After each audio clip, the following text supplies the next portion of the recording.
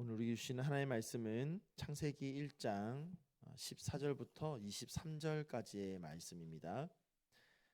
창세기 1장 14절부터 23절까지의 말씀, 제가 가진 구약 성경 1면에 있습니다. 창세기 1장 14절부터 23절 말씀 제가 봉독하겠습니다. 하나님이 이르시되 하늘의 공창에 광명체들이 있어 낮과 밤을 나뉘게 하고 그것들로 징조와 계절과 날과 해를 이루게 하라. 또 광명체들이 하늘의 공창에 있어 땅을 비추라 하시니 그대로 되니라. 하나님이 두 큰 광명체를 만드사 큰 광명체로 낮을 주관하게 하시고 작은 광명체로 밤을 주관하게 하시며 또 별들을 만드시고 하나님이 그것들을 하늘의 공창에 두어 땅을 비추게 하시며 낮과 밤을 주관하게 하시고 빛과 어둠을 나누게 하시니 하나님이 보시기에 좋았더라. 저녁이 되고 아침이 되니 이는 넷째 날이니라. 하나님이 이르시되 물들은 생물을 번성하게 하라. 땅 위 하늘의 공창에는 새가 날아라 하시고 하나님이 큰 바다 짐승들과 물에서 번성하여 움직이는 모든 생물을 그 종류대로 날개 있는 모든 새를 그 종류대로 창조하시니 하나님이 보시기에 좋았더라. 하나님이 그들에게 복을 주시며 이르시되 생육하고 번성하여 여러 바닷물에 충만하라. 새들도 땅에 번성하라 하시니라. 저녁이 되고 아침이 되니 이는 다섯째 날이니라. 아멘. 오늘 본문의 말씀 가지고 창조의 하나님이 주관하신다, 창조의 하나님이 주관하신다라는 제목으로 함께 말씀 나누겠습니다. 오늘 본문 말씀은 하나님께서 태초에 행하셨던 7일간의 창조 역사 가운데 넷째 날과 다섯째 날에 관한 기록입니다. 혼돈하고 공허하였던 이 땅 가운데 하나님께서는 그 혼돈과 공허함을 없애 주십니다. 첫 3일 동안은 세상의 혼돈을 해결하셨다면 이제 나머지 3일 동안은 공허함을 해결해 주십니다. 그래서 첫 3일과 이 뒤에 3일의 창조 역사는 서로 평행을 이루게 됩니다. 첫째 날과 넷째 날이 짝이 되고 또 둘째 날과 다섯째 날이 짝이 됩니다. 이 첫째 날 빛을 창조하신 하나님께서는 넷째 날에는 그 빛의 근원이 되는 땅을 밝히는 해와 또 달과 별을 창조하시게 되는 것이죠. 그리고 둘째 날 궁창을 만드셨던 하나님께서는 궁창 아래의 물과 궁창 위의 물을 나뉘게 하셨을 뿐만 아니라 이제 다섯째 날에 그 궁창 위 하늘을 나는 새와 또 궁창 아래의 물을 살아가는 바다의 물고기를 창조하게 되십니다. 이렇게 하나님께서는 태초에 혼돈하고 공허하였던 이 땅에 하나님의 말씀으로 아름다운 피조물들을 하나하나 창조해 나가십니다. 그리고는 빛과 어둠, 낮과 밤, 물과 땅, 물고기와 새를 나누심으로써 이 땅 가운데 질서 또한 세워 나가십니다. 자, 이런 창조의 역사를 모세는 성령의 감동하심으로 기록하게 됩니다. 우리가 잘 알다시피 창세기를 포함하여서 성경에 처음 나오는 이 5권은 모세가 쓴 것으로서 모세오경으로 우리가 부릅니다. 모세는 이 모세오경을 이스라엘 백성들을 애굽 땅에서 구원하여 광야의 여정을 걸어가는 동안에 기록하게 됩니다. 그러니까 이 창세기는 애굽을 나와서 가나안을 향해 걸어가는 광야길 위에서 하나님께서 모세로 기록하게 하셨던 것입니다. 그러므로 이 창세기의 1차 독자, 즉 이 창세기를 처음 모세가 썼을 때에 이 창세기를 처음 읽었던 원독자는 바로 광야 위를 걸어가던 이스라엘 백성들이었습니다. 그렇다면 이 말씀을 처음 들었던 광야의 이스라엘 백성들에게 이 천지창조의 역사는 어떤 의미를 가져다 주었을까요? 광야를 지나는 이스라엘 백성들의 삶은 매우 단순하였습니다. 아침에 일어나고 밤이 되면 잠이 들었습니다. 아침에 일어나서 성막에 구름이 뜨면 행진하였고 다시 구름이 머무르면 진을 쳤습니다. 그렇게 해가 뜨면 행진하였고 해가 지면 밤하늘의 별을 바라보면서 진친 곳에서 잠이 들었습니다. 이런 생활을 1년, 2년, 3년, 4년 계속 해나갔던 것입니다. 그런데 그들이 그렇게 살아가는 해와 달의 반복적인 떠오름과 사라짐, 또 이를 통해 만들어지는 낮과 밤, 그 일상의 연속들이 바로 하나님께서 창조하신 것임을 깨닫게 되는 것입니다. 그들이 광야를 살아가는 동안에 아침에 눈을 뜨면 그 아침을 비추는 해도, 밤이 되면 그 밤하늘을 비추는 달도 다 하나님께서 창조하신 것임을 깨닫게 되는 것입니다. 해가 있으므로 낮을 살아갈 수 있었고, 달이 있으므로 밤에 그 광야에 있어도 어둡지가 않았습니다. 그런데 이 모든 것들이 하나님께서 행하신 창조를 통해 누리는 은혜라는 사실을 깨닫게 되는 것이죠. 그렇게 해가 뜨고 지고 달이 뜨고 지는 이런 반복을 통해 이루어지는 하루라는 시간, 또 하루하루가 흘러가면서 만들어지는 달과 계절, 이 모든 것들이 하나님의 창조 원리임을 깨닫게 되는 것입니다. 낮과 밤이 연속적으로 이루어지면서 만들어지는 하루라는 삶이 그저 단순하고 일상적인 삶이 아니라 그 모든 것을 주관하시고 또 그 모든 것을 만드시고 인도하시는 하나님의 역사요 질서라는 것을 그들은 이 광야에서 깨닫게 되는 것입니다.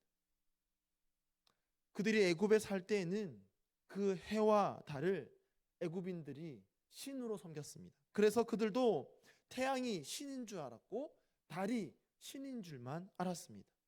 태양이 낮을 주관하고 달이 밤을 주관하니 태양에게 기도하고 달에게 기도해야 하는 줄 알았습니다.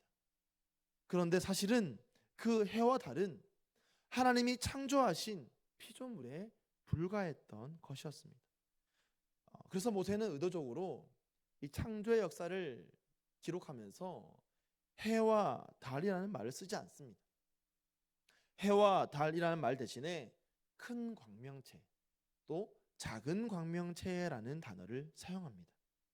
왜냐하면 당시 고대 근동에서 해와 달과 별이란 이 이름은 신의 이름이었기 때문입니다.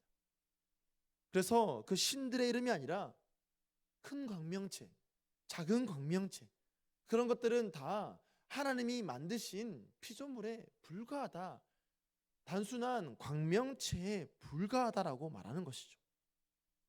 해와 달은 그들이 숭배해야 할 신이 아니라 하나님이 창조하셔서 낮과 밤을 나누게 하시고 시간의 흐름이 있게 하고 그저 그들이 걸어가는 광야의 길을 비추는 하나의 피조물에 불과하다라는 것을 깨닫게 하는 것입니다. 그래서 결국 그들이 하루하루 낮과 밤의 연속적인 이 일상의 삶을 살아가면서 반복되는 시간 속에서 그 광야의 길을 걸어갈 때에 그들의 삶을 주관하시고 그들의 광야의 길을 인도하시며 지키시는 분은 하늘의 해도 아니고 밤의 달도 아니고 그 해와 달을 창조하신 창조주 하나님이심을 그들로 깨닫게 하시는 것입니다. 자, 그런가 하면 이 다섯째 날에 하늘의 새와 또 물의 이 생물들을 창조하신 사건들은 이 광야의 이스라엘 백성들에게 어떤 의미를 가져다 주었느냐? 그들은 광야를 걸어가는 동안에 여러 동물들을 마주하게 됩니다. 특별히 이 광야를 걸어가면서 하늘의 새를 자주 보게 되었습니다. 제가 이 동부에 살 때는 몰랐는데 이 캘리포니아에 살면서 이 캘리포니아 이 저희가 사는 이 지역이 아니라 이 지역을 조금만 벗어나면 이 사막 지역을 마주하게 됩니다. 근데 이 사막 지역을 차를 타고 가면서 보면은 이 하늘의 새를 유심히 보게 되는 경우가 많습니다. 이 하늘의 새들이 무섭게 날아다니는 것을 보게 됩니다. 크고 검은 큰 이 새들이 먹이를 찾아 날아다니는 모습을 보면 그 새들이 언제 땅을 공격할지 모르는 그 모습이 굉장히 위협적으로 느껴집니다. 광야의 길을 걸어갔던 매일 그 광야의 길을 걸어갔던 이스라엘 백성들에게는 아마도 이것이 더 크게 위협적으로 느껴졌습니다. 그 광야의 길을 걸어갈 때에 그들은 그야말로 무방비 상태였습니다. 하늘의 그 큰 새들이 언제 그들을 공격할지 모릅니다. 그 새들의 공격에 맨몸으로 방어할 수밖에 없는 것이죠. 혹여라도 곁에 있는 어린아이, 갓난 아기라도 그 큰 새들이 공격한다면 한순간에 피해를 입을 수밖에 없습니다. 그 굶주린 큰 새들이 공격할 때 맨몸으로 방어해야 되는데 어린아이들은 방어할 힘이 없는 것이죠. 그런가 하면 물에 사는 생물은 어떻습니까? 사실 이스라엘 백성들은 물과는 좀 거리가 먼 백성들입니다. 지중해를 접하고 살아가고 있긴 하지만 사실 지중해 바다를 볼 일은 거의 없습니다. 애굽을 살 때도 그랬고 가나안 땅에 들어가서도 마찬가지입니다. 그래서 이스라엘 백성들에게는 이 물에 대한 막연한 두려움이 있었습니다. 이 두려움은 이스라엘 백성들뿐만 아니라 당시 고대 근동을 살아가던 모든 사람들에게 있던 두려움이었습니다. 그런데 물과는 상관없는 삶을 살아가는 이스라엘 백성들에게는 이 두려움이 더 컸던 것이죠. 이런 두려움은 성경 곳곳에도 잘 나타납니다.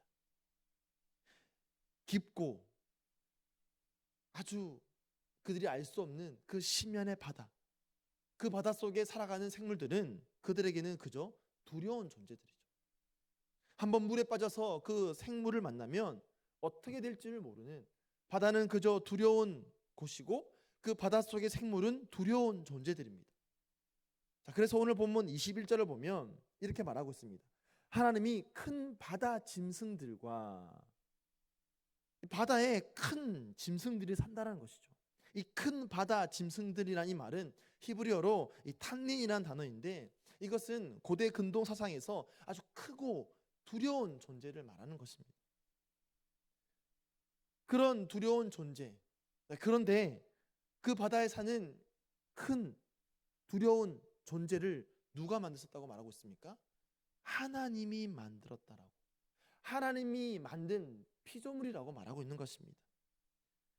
그들이 광야의 길을 걸어가면서 매일같이 위협적으로 바라보는 그 하늘의 새도, 또 그 바닷속에 알지 못하는 그 두려운 생물도 다 하나님이 만든 피조물에 불과하다라고 말하는 것이죠. 그러므로 더 이상 하늘의 새도, 그 물속의 존재들도 두려워할 존재가 아닌 것입니다. 이처럼 하나님께서는 광야의 길을 걸어가는 이스라엘 백성들에게 모세를 통해 이 창조의 이야기, 창조의 역사를 들려줌으로써 지금 그들이 걸어가고 있는 매일의 일상도, 또 그들이 일상 가운데 마주하는 두려운 모든 것들도 다 하나님이 창조하시고 주관하는 피조 세계 안에 있음을 말씀해 주시는 것입니다. 하나님이 그 모든 일상의 삶, 또 그 삶 속에 마주하는 모든 것들을 주관하심을 깨달을 때 더 이상 매일의 삶이 두렵지가 않는 것입니다.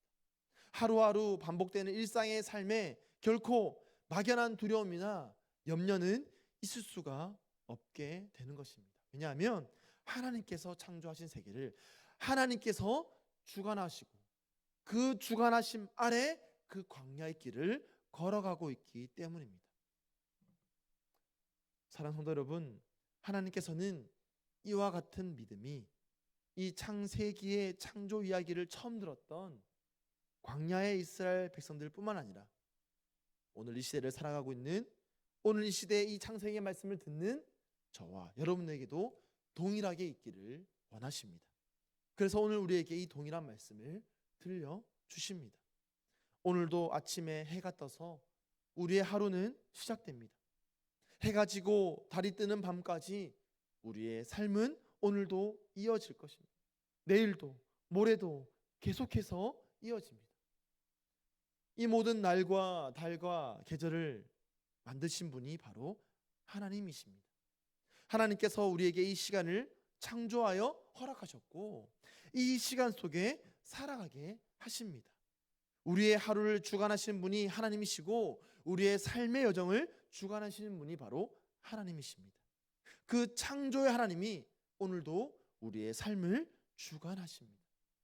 그 매일의 삶 가운데에 우리가 마주하는 모든 삶의 여건, 모든 삶의 환경도 하나님께서 주관하십니다.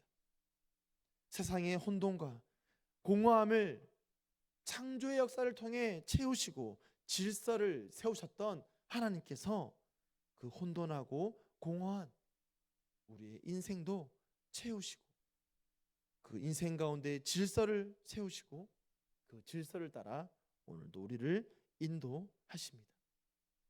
오늘도 우리는 이 믿음 가지고 이 하루를 우리의 삶을 살아가야 할 줄로 믿습니다.